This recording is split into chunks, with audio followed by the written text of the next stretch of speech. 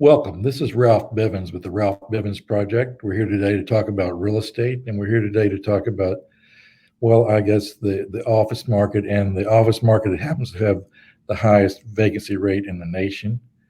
And we're very lucky today to have a true expert and a major expert, one of the world's leading experts on office space, I would say, yes. And he's got loads of experience. He's leased spaces in major skyscrapers in Texas and around the nation. He's hundreds of millions of feet of office space on his resume. And he's he's and has been for a while, vice chairman of Cushman and Wakefield of Texas. And everybody knows Cushman and Wakefield is the third largest commercial real estate firm in the world. They've got offices in 70 countries and 6 continents, and I think Lou's now working on getting in Antarctica if he can. But this is a major program today because the office market's a little troubled. So we're really lucky to have somebody like Lou Cushman to be here with us today. And we're also noting that he brought Cushman and Wakefield to the city of Houston in 1971, 50 years ago. So this is a 50th anniversary of sorts. So Lou, welcome. And why don't you tell us a little bit about how you got Cushman and Wakefield going here in Houston in 1971? Well, I was asked by the CEO at that time in the New York headquarters to take a trip to Houston. And my first response was, "You have to be nuts. Why would I do that?" Well, he begged, and I came down here. And finally, I reflected on what my life would be like in New York in 5 years, no problem. 10 years, looking pretty good, but 15 years with a family and commuting as my father did from Montclair, New Jersey, which is where I was born and raised, or literally living in New York, or if you were of any consequence in the New York real estate industry and lived in Connecticut or New Jersey, you had to have a place, an apartment in New York, because there were so many functions during the week where you would have to stay over, either an industry function, a charity function, or just business with a client, a dinner or such.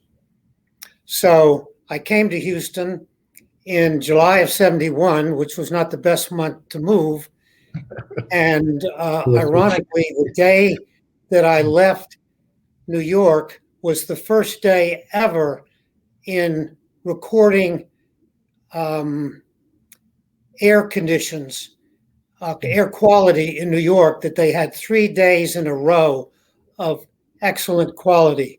So I arrived in Houston steamy and hot at Hobby Airport, and the rest is history. And you went on to, this is a pretty major commercial firm here in Houston, and it's quite a roster and quite a legacy of deals that you've done. Yes, it's been very, very, very satisfying career. Houston's been good to me. By the same token, I believe I've been good to Houston. For example, when I basically brought so-called tenant representation brokerage to Houston. That was an unknown quantity and not known here. And so there was a lot of branches that I caught in my face, bringing that on board. And then I have to say I proved that it was right because I was successful. And then when you're successful, people get jealous. And they copy. Well, ultimately they did, yes, very Right. much so. And then when I arrived in Houston, and I'm not taking singular credit for this, but commissions were paid 5% monthly as the rent was received, and they were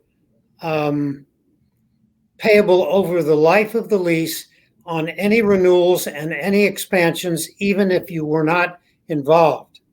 And that changed. I guess it's safe to say that I had something to do with that, but not the driving force that I was, like tenant rep brokerage in office leasing, which is my specialty. Although I've sold buildings, I've net leased them, I've assembled property, I've sold property. By that I mean land and buildings, and I'm still very active at age 80. Well, that's fantastic. And I think your leadership's been recognized at the HOLBA, the Houston Office Leasing Brokers Association. You were the founding member and the first president of that back in, I think, 83, very early on. So your peers recognize you for your obvious leadership capabilities. And I think Yes, you were that was founded by, I was one of two co-founders. Who was the other Yes, guy? I was one of two co-founders of HOLBA, the Houston Office Leasing Brokers Association. That was great. You were also there at, I think probably the building that really changed the whole commercial real estate industry and in architecture and this design and the way things were done, was Pennzoil Place. And you were representing Pennzoil, which the building was completed in 1975, and it was on the cover of Time magazine. This was a major event. Andy Warhol, the pop artist, came to Houston and took Polaroids of it and made display. It was being talked about around the world, and you were in the middle of that. Tell us a little bit. Yes, I was. I represented Pennzoil for 250,000 feet, and it was the Lidkeys that fell in love with that particular design of Philip Johnson. That was, by the way, the occasion of my first meeting Philip Johnson, which was quite an experience. And also, Pennzoil was formerly an energy, oil, and gas company out of Pennsylvania, which is where the Penn, P-E-N-N, came into Pennzoil. And for the groundbreaking, which I was there at, and of course, Philip Johnson and Jerry Hines and many, many people, it was quite an event. There were two elderly gentlemen who had operated a wooden drilling rig in Pennsylvania, and they were brought down with that rig, and that's what broke the ground, in a sense, for the groundbreaking of the project. Wow. Unreal.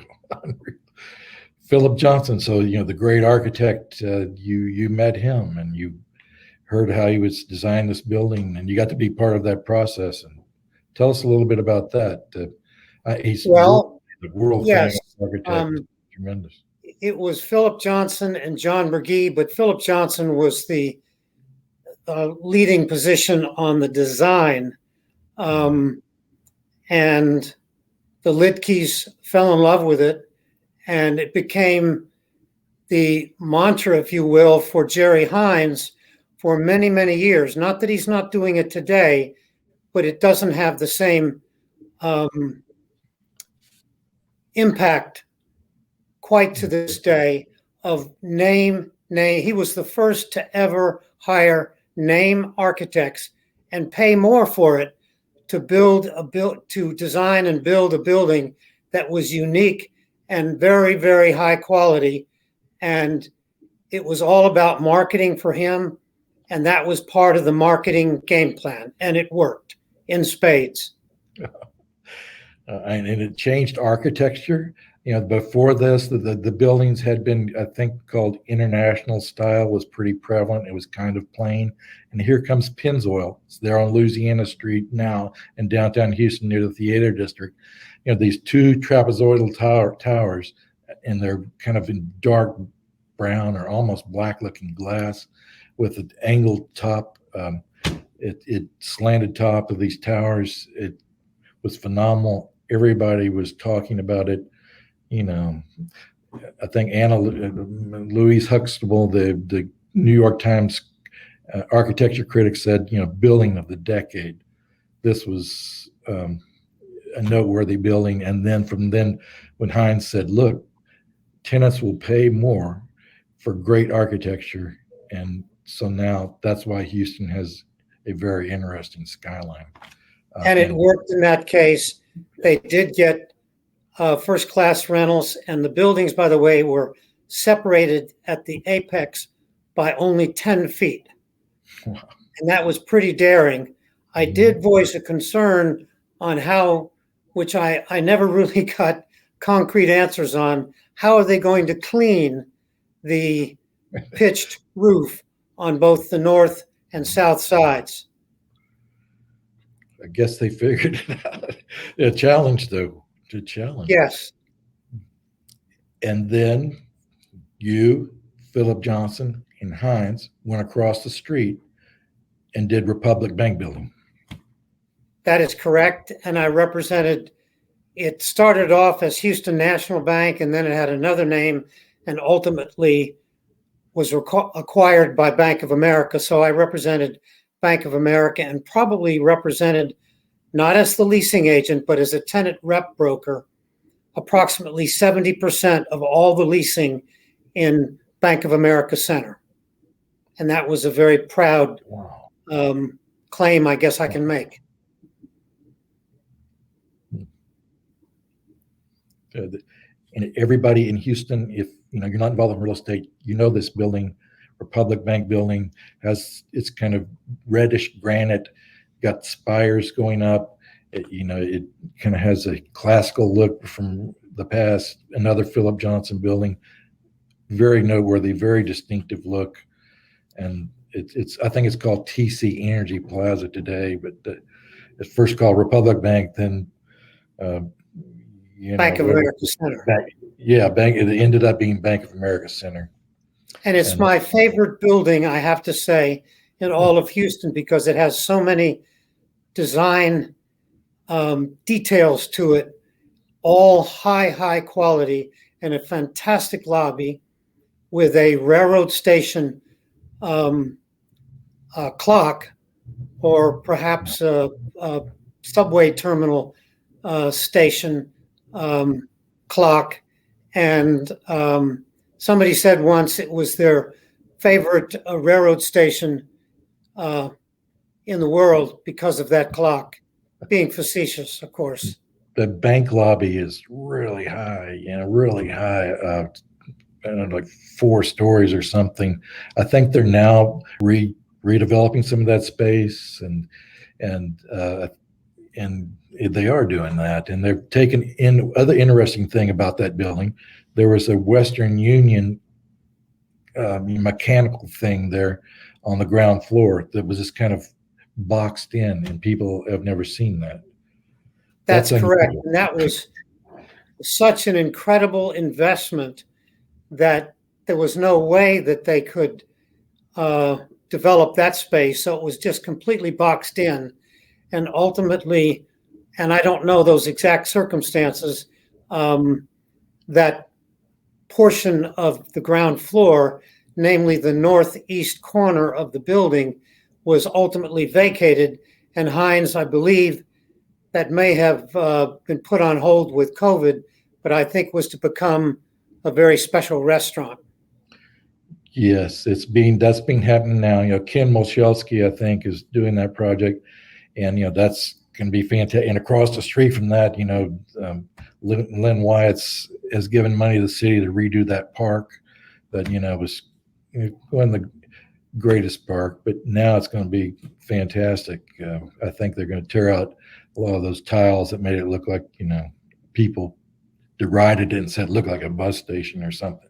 That's going to be gone. It's going to be beautiful. They're breaking ground for that now, and so that whole area with the revitalized Republic Bank and the park across the street right by the theater is going to be a great place to be.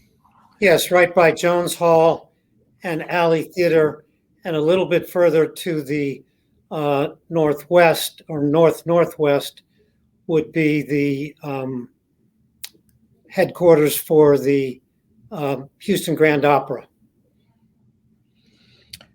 And I think your firm is also involved right now with the leasing from the building the agency representative side of doing the leasing on the new Heinz building that's 1 million feet, and that's under construction now, just right a block away, right? That's correct. We had not previously done landlord representation. We had specialized in tenant rep work, but with the purchase of Colville Office Properties, Chip Colville, who interestingly previously had worked at Cushman and Wakefield, then formed his own firm, Colville Office Properties, and Cushman and Wakefield acquired them, and that was the entree of Cushman and Wakefield in Houston to landlord representation brokerage. And Chip has the class firm in the city and has an incredible team, and was appointed by Heinz to represent all of Heinz's downtown buildings, which was pretty incredible. Mm-hmm. Right now in Houston, if you know, be interested to hear what you say. You know your way around this market, and you're to the nth degree. But we have high vacancy, and I think the total emptiness, if you count sublease, everything is 60 million square feet of vacant space or something. It's not good, and I don't know. There's a lot of vacant space downtown. There's a lot of vacant space everywhere, and energy corridor. It could be better, but you've been through a few cycles, so just tell us a little bit about what your thinking is for how the office market works through this rough patch. Well, I've been doing what I do for 56 years. And so, needless to say, I've been through many cycles, ups and downs. And when you're down, the worst having been, at the time anyway, the mid 80s, partly because of the length of the downturn, because banks, savings and loans were just throwing money out the door to any building that knocked on their door, any developer. Now you have to remember that the energy downturn started in 2015. And so we have had a double whammy of the energy downturn combined with COVID. And that's been very, very problematic. Companies are still trying to figure out who and what they are, what their footprint is going to be. Even before COVID, renewals and expansions, because of the energy downturn part, were anywhere from 20 to 40 and 50% less than in square footage than what they previously had. And then, of course, everything went to open space planning, and that bit them in the tail, because with open space planning, you don't have social distancing. So that is one of the things that tenants are trying to figure out, among other things. What is the profile, demographic and otherwise, of this work from home and the work from office? And a lot of companies have yet to figure that out. And so some renewals were for 1 year, just to buy time to give them an opportunity to figure out what they were going to do. And not everybody is necessarily going to be vaccinated.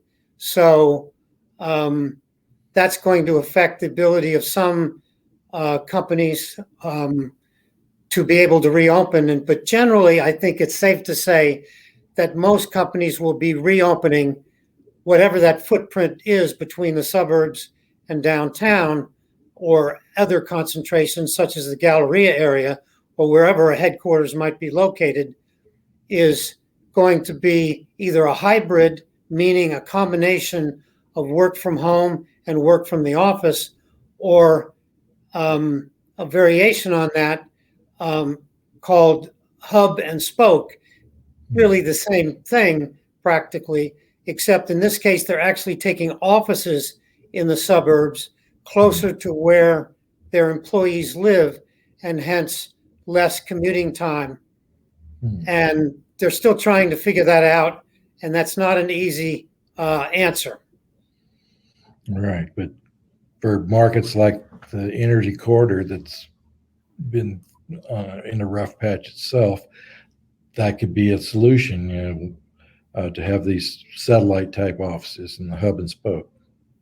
That is absolutely correct. And the energy corridor was where millions and millions of square feet were built, some of it on spec, a lot of it on spec, and some has been filled, but there's still some projects that are still hurting, which is unfortunate.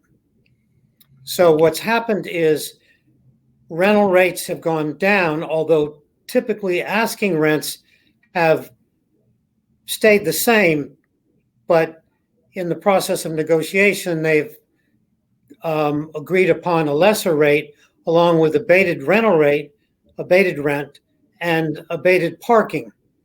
And in some cases, especially downtown, huge tenant improvement allowances, in some cases $80 to $100 a foot. Not to that degree in the suburbs, but that also went up. So it's been a real tough time for landlords because, way back when in the 80s, it was the developer calling his lender and telling him, I have good news and bad news. The good news is the building is fully leased. The bad news is the building is fully leased. They had to give so much in concessions. Well, I guess we're seeing a little bit of that right now with all these major concessions and free parking and free rent, and it's tough. And I know that we've seen a lot of the landlords that own, kind of 80s and 90s buildings that have been spending millions and millions of dollars to upgrade those properties. That is correct. And upgrading in terms of how the lobby looks, how the entrances look, the restrooms, some of that, of course, dictated by code, but also the amenities available to the tenants. And the forward-thinking landlords did that when they built the buildings, which involved a number of items: conference centers, some sort of eating facilities,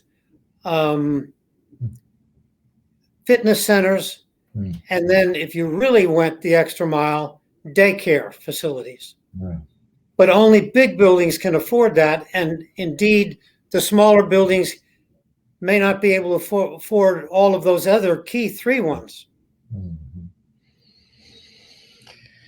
You mentioned a minute ago, the lenders back in the 80s, it was different. I was doing a lot of news reporting at that time at the Houston Chronicle.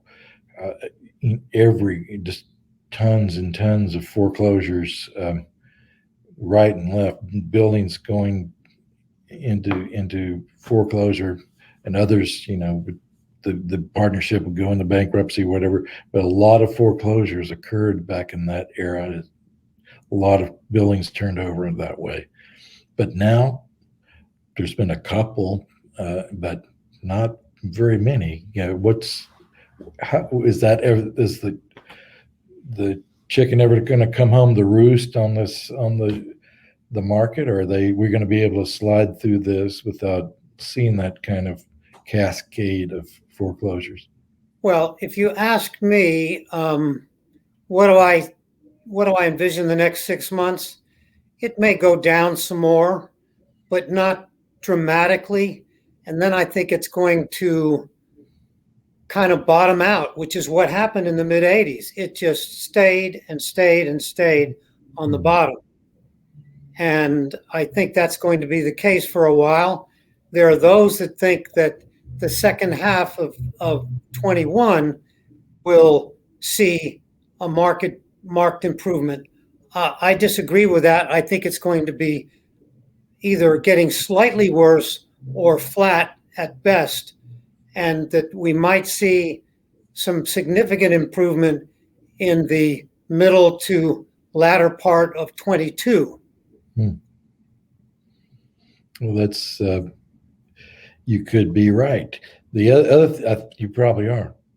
I'm also thinking, we've talked a lot in recent years about sublease space, companies that we've got more space than we need, so we're not even occupying it. Let's lease it out to others, sublease. And like we talked, I think at one time it was 10 or 12 million feet, about in 2016 or something like that. But it's that's subsided somewhat, but it's still big. And I keep thinking someday all this space, that sublease space, is going to come back. The term's going to run out. It's going to be a landlord problem again. Exactly, and to some extent it has, because what happens if sublease space doesn't lease, ultimately that lease burns off and it becomes direct lease space.